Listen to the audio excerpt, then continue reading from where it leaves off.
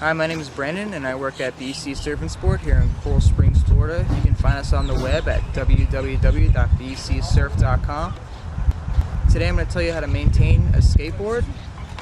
Mainly just make sure you don't want your board in the rain, because if you do, your grip tape will definitely get ruined and that isn't